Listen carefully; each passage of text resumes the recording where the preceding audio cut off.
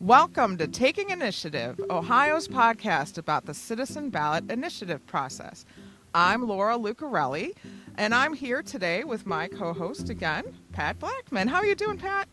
I'm excellent, and I love this atmosphere that we're in. Thank you so much. I'm delighted to have you once again and very much forward to introducing a guest that will be helping us dig into what is the citizen ballot initiative process. Where are we right now? Where might we be headed? Where do we get in trouble sometimes? But before we do any of that, let's get to know her. Everybody, please welcome Catherine Turcer. She's the Executive Director of Common Cause Ohio. Catherine, thank you for joining us. I'm pleased to be here. This is, one of those topics that I think is both meaty and important and somewhat complicated. My history of working on citizen initiatives goes back to the simple fact that it is nearly impossible to make systemic reform. It's so hard to get the state legislature to actually move, to actually get them to do the right thing. And so, the example that I always go back to is the one that's driven my life. Our congressional state legislative districts are gerrymandered or manipulated so that the party that is in power actually gets more seats, which of course, if you manipulate the districts, you're manipulating the vote. If you're manipulating the vote, you're manipulating public policy. And it's just this ongoing cycle. And so asking the state legislators to actually change something that they benefit from is incredibly challenging. This is also the thing that we need to know about citizen initiatives. They are incredibly challenging. If you go past 20 years, about 40% of them have passed. It is very hard to do a citizen initiative. Thank you, Catherine. Glad to have you on, and we're going to hold that as a backdrop to what we talk about today. But I'm going to take a quick centering conversation. Pat, tell us what is a ballot initiative. Just give us some history. What does it even mean? Some people might not fully understand when they hear that. I start first with the law. So there's Article 2, Section 1 of the Constitution that calls for initiatives, that the public has the right to these initiatives. And then the revised code gives you specifics of what you can do. So there's the initiative, which means that the public goes out and gets the signatures, and they are targeting a specific item, like the marijuana one, or issue one with respect to gerrymandering and having the public draw the maps as opposed to a certain group drawing them out. So that's part of it, but maybe there's a law on the books that needs to be repealed. Then you can have a referendum on repealing that law, or you can start an initiative that works toward changing it. What is specific to Ohio with these initiatives is the ability to change the Constitution, which is fascinating because you have to think back to 1912 when Ohio decided to have an initiative of this nature. It was magnificent. It was during the Progressive era, first of all, and it was causing public to say to our lawmakers, we need these kind of checks and balances where we're the citizens who are making the decision as to whether this law will stay in effect. Don't let politicians take away our rights as people. About 71 ballots initiatives have been proposed by the citizens, and only 20 have passed. And a lot of the reason is because of the process. I've always loved that Teddy Roosevelt came to the State House and did a big speech in 1912, and it urged the Constitutional Convention to actually take up this, I'm saying this badly, to take up the citizen direct democracy. I've always thought that was kind of lovely. Like, He came to imagine Ohio. Teddy Roosevelt, State right? House. Yeah, and don't forget, William Jennings Bryan was also Yes. one of the speakers calling for this kind of historical movement to have people do the work because it is we the people, right? I keep thinking about how frustrated they must have been in 1912 to make this decision. We're part of a story of citizens, voters being frustrated and coming together to do direct democracy. We'll talk a little bit more about historically how Ohio fits in the whole national realm, but I want to make sure people know there have been successes with the initiative process. I didn't realize till very recently that the indoor smoking ban was done in Ohio because of a citizen initiative, where other parts of the U.S., it was their legislature that changed the law. It was Ohioans that said, we want to change this, and made it happen. That happened 20 years ago. So I'm very proud that, when the system works, it can really work. Catherine, you've been involved in a lot of grassroots efforts. I mean, citizen initiative process are all, the good ones are grassroots. Talk to us about what that means to you and to Ohio. Well, I think about this process as direct democracy. A lot of times we think about democracy and we're talking about electing people to represent us, who then go to, Washington, or they go off to the state house, and they make decisions on our behalf. We have direct democracy, meaning if we can collect enough signatures, we can put an issue on the ballot. And you just mentioned the indoor smoking ban, and how when the state legislature wasn't taking action, people came together, people that were worried about public health, and they collected enough signatures. And we can think about other, kind of other examples where it makes an enormous change. Let's look back just a couple of years to 2023 with the women's right to bodily autonomy, the whole notion of a right to make decisions for yourself, and issue 1 of 2021. That was an incredible grassroots effort. Yes, it's incredibly challenging to get enough signatures. And I want to just remind people, when you think about collecting 413,000 valid signatures of voters, it is an incredible challenge. And it really does take people coming together all over the state to talk with their neighbors, to collect signatures, to get those clipboards out, and also to educate people so they know what is actually going to be on the ballot. But we've had recent changes that have made a big difference. One, our bodily autonomy rights, and then the other has to do with legal marijuana. That was a statutory initiative rather than changing the Ohio Constitution. But we need to think about, these are topics that the legislature could take on, but when they don't, it's up to us. Let's talk about issue 1 in 2024. So the proposal was to introduce a citizen-led commission to draw Ohio's districts, essentially removing partisan bias in this exercise and end gerrymandering. Catherine, what happened to that one? Why do you think it didn't pass? Well, this is very painful for me, and of course for a lot of the folks who had a vision for fair districts and fair elections. The Citizens Not Politicians initiative of 2024 was incredibly exciting, and I think this goes back to people power. We need to remember that what happened is that the Ohio Redistricting Commission repeatedly failed to act in the best interest of Ohioans. They failed to meet what is in the Ohio Constitution, because there's actually a ban on gerrymandering in the Ohio Constitution. And unfortunately, because it was just this cycle that went on and on, we all voted on these very manipulated districts. And what happens is those districts are manipulated, the public policy gets manipulated. And so 2024 was this opportunity for folks to collect signatures, to come together, to actually change who was in charge of redistricting. In this case, it would be a redistricting commission, an independent citizens redistricting commission.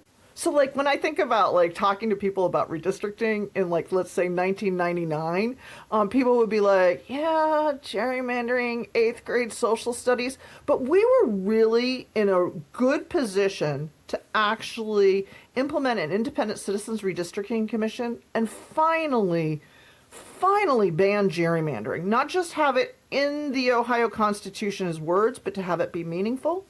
But unfortunately, those folks that wanted to defeat the measure flipped the word so that they changed how people thought about gerrymandering. You know, we had signs that were like, "End gerrymandering, vote yes on issue 1," and they of course had signs that were the opposite, that said no, vote no to stop gerrymandering. So one, they sowed confusion, and that kind of confusion of course creates problems. But then it wasn't enough just to play around with messaging. Unfortunately, the Ohio Ballot Board, which is led by the Secretary of State, created language that said that the amendment required gerrymandering. Now, clearly this was a lie, you know, Orwellian language, clearly a lie. And when you see a lie on your actual ballots, you can hardly expect people to vote yes, right? It's confusing. It's not correct. The whole thing it was just chaos. And by sowing confusion, they effectively stopped a really good campaign that would have created much better districts and, at the end of the day, fair elections for all of us. Yeah, I thank you for the history on that. And for those of you that want to use your own eyes to see the difference, we have a case study right on OhioBallotProtection.com. And you can see side by side what was submitted and accepted by our Attorney General. And all the signatures were gathered with that language attached to the clipboards. Had it passed, that's what would have gone in our Constitution. The ballot language was just kind of riding parallel and didn't happen until the very end of the process. So signatures had been gathered. You know, again, I was not part of the campaign, but the campaign had gotten the proper approvals to even proceed. And then the ballot language would not have actually been factual on the Constitution itself. So very interesting how the system itself, didn't work for the people in that specific situation. And we're digging in and understanding that there are other things that have happened, and there's some opportunities, I think, to safeguard the process. Pat, when you hear me say safeguard the process, what do you think about that? Is there a way? One of the things that is really confusing in the law to me is that after the Secretary of State and the ballot board that is made up of 2 Republicans and 2 Democrats, and the Secretary of State is the controller of the whole ballot process and the language. But the Secretary of State, the Attorney General, has already said what the ballot should look like. And when you think to issue 1, there were Republicans, Democrats, Libertarians, so many different people who worked on this initiative because they saw it necessary for fair elections. And if you have a fair process for how to implement initiatives, then you will have a wonderful decision being made by the people. You know, there is a process that's pretty well documented, but there's loopholes that are allowing some of these things to happen. So, Catherine, what's your take on these loopholes or roadblocks? Where do we go from here? So one of the things I want to be super clear about is that it is extremely hard to get on the ballot. That unlike some states where, we're talking about a couple 100,000 signatures, we're talking to do a citizen initiative at this point, because it's 10% of the gubernatorial vote, so that'll change after the next election. But we're talking about 413,000 signatures plus change. Currently. To get there, we submitted more than 700,000 signatures. And, everywhere along the process, you can run into trouble. So there's the kickoff process that involves the Attorney General, where the Attorney General reviews the summary and makes sure that the summary matches what's actually in the petition. And so, for example, Citizens Not Politicians were sent back a couple times. There can be challenges because the rules are super, super specific. And over time, they've changed the submission rules, so you have to scan all the ballots, and they all have to be submitted by county. And you can easily imagine you've gone to something at Blossom, and somebody comes up, in the parking lot, and they're collecting signatures, and you're like, I'm Medina County. Do you have a Medina County one? Or they're not clear that they're not Cuyahoga County, or they're not Summit County, and they get on the wrong petition. It's just incredibly challenging. Those obstacles are kind of built into the process because we do it by county. But the obstacle of the ballot board, which is the board that decides what the language will be, that's just an abuse of power. That is the way that it was used in 2023, where they manipulated the language and lied, and then just having it crazy long makes it very hard for voters to quickly make sense of things. And all you have to do is kind of go back and even think about like 2023, where they spun language but they didn't lie. And so one of the things that we really do need is truthfulness here. At the end of the day, information is power.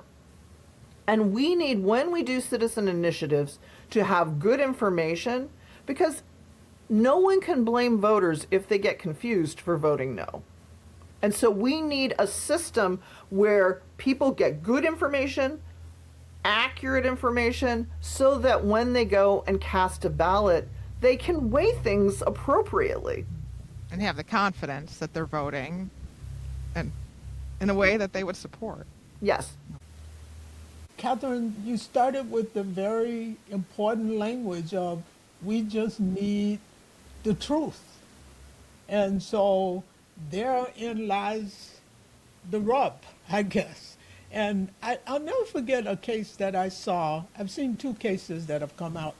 One in Utah recently, and where the Supreme Court the Supreme Court of Utah set the standard for how this process is supposed to work in terms of voting and ballot initiatives and things of that nature. What I thought was so interesting is that the Supreme Court did this in Utah.